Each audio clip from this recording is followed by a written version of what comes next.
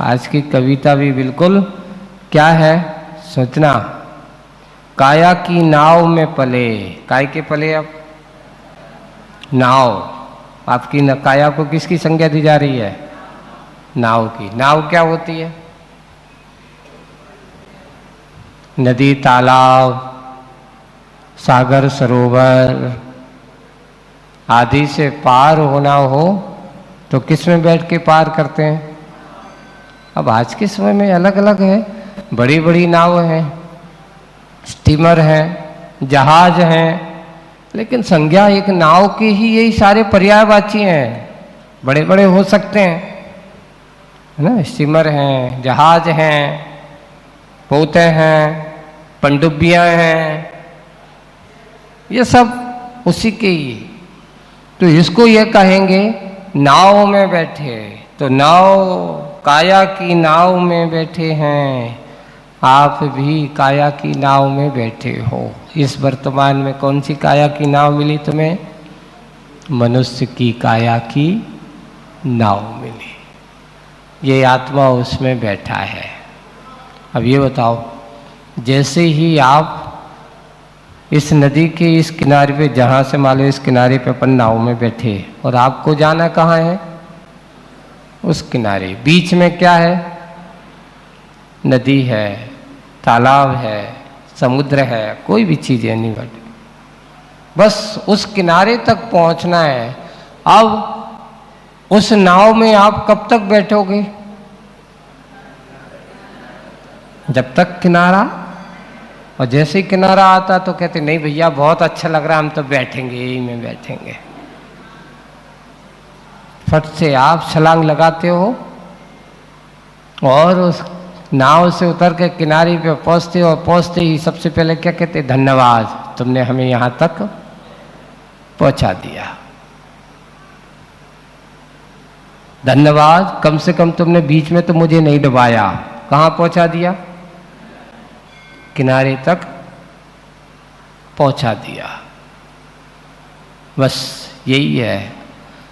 पर हो ये रहा है कि आज हमारे लिए काया की नाव तो मिल गई है, पर उस काया की नाव में बैठे बैठे क्या हम नाव में सही पार हो रहे हैं कि अपनी काया को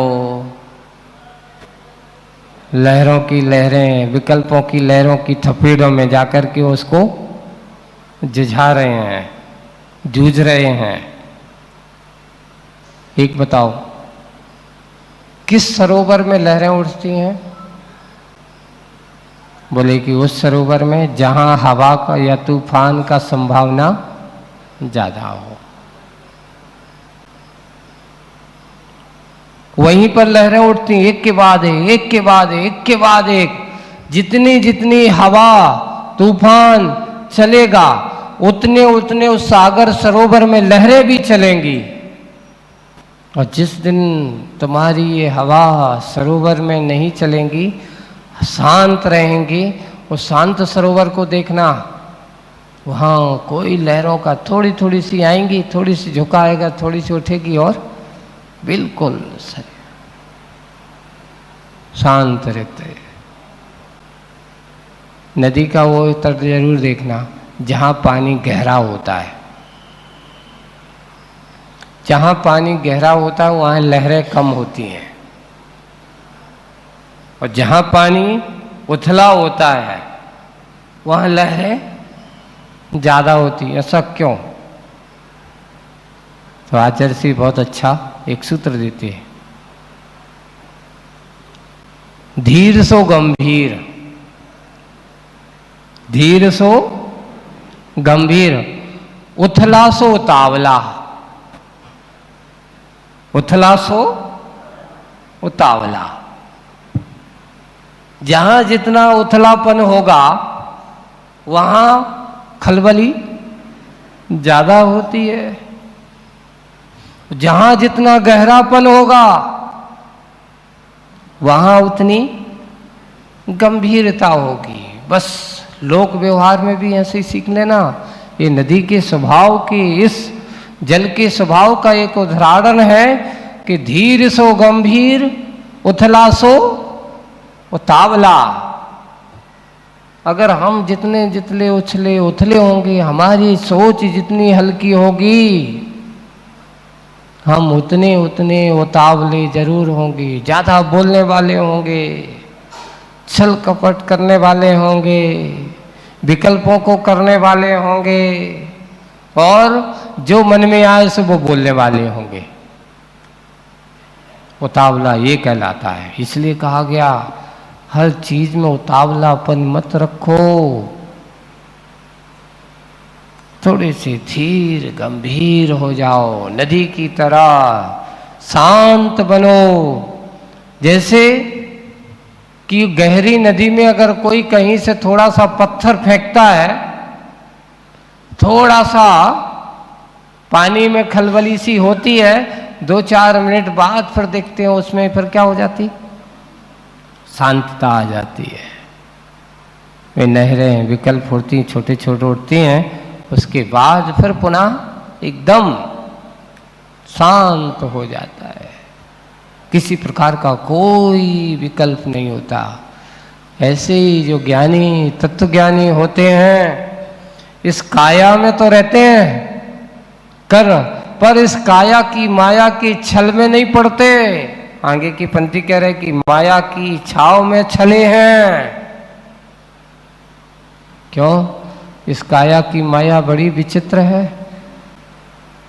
इसको, इस माया में जितने जितने तुम समेटते जाओगे और इसकी दिनों दिन बड़ी होती चली जाएगी, और जिस दिन इस माया को, इसको पता चल जाएगा, अपना भान हो जाता है, इसका अहंकार अपने आप शांत हो जाता है। एक बार एक बहुत अच्छा प्रसंग पड़ा।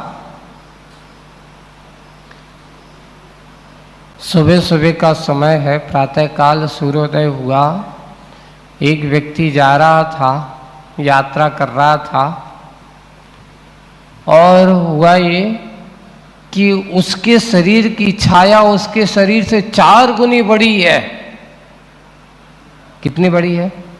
जब सुबह सुबह आप सूर्योदय होता है और आप चलना, तो पीछे से जब सूर्य आता है तो आपके सामने आपके शरीर की छाया आपके शरीर से कम 4 गुनी होगी। कितनी होगी? 4 गुनी। वाह! तो उसने कहा, वाह, देख, छाया हंसती है आदमी के ऊपर, देख तू छोटा हो गया, मैं क्या हो गया? बड़ी हो गई तुझसे।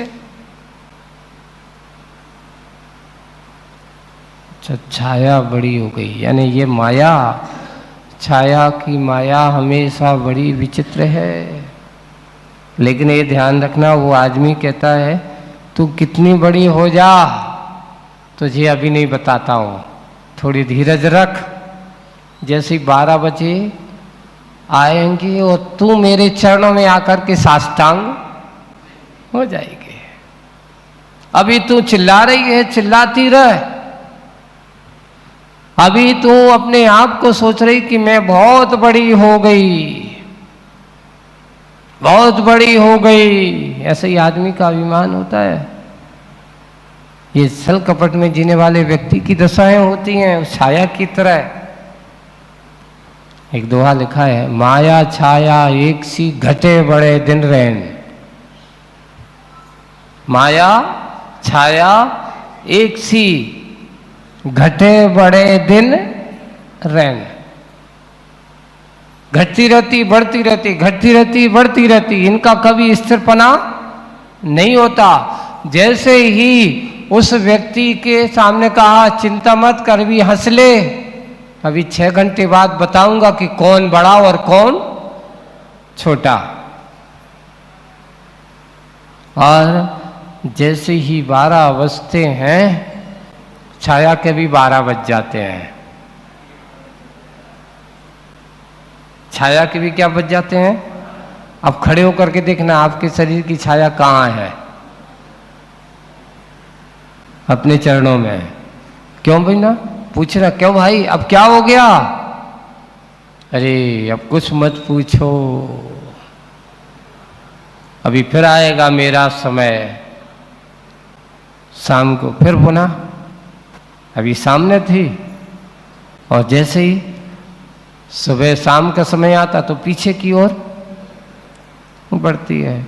सुबह होता है तो आगे की ओर, शाम होती है तो पीछे की ओर बढ़ती जाती है। यही विचित्रता है संसार की। पर संसारी आत्मा, ज्ञानी आत्मा कहता है, बंधुओं इस माया के चक्कर में तुम पड़े रहोगे तो ये तुझे भ्रम कर पैदा करेगी, तेरे अंदर छल कपट के भाव पैदा करेंगे। इसलिए अपने स्वरूप को देख, जिससे इसका जन्म होता है उसको तो देख। मात्र इस काया के इस रूप में रम गया, इसकी माया में रम गया। अरे काया है किसकी, उसको तो देखता नहीं।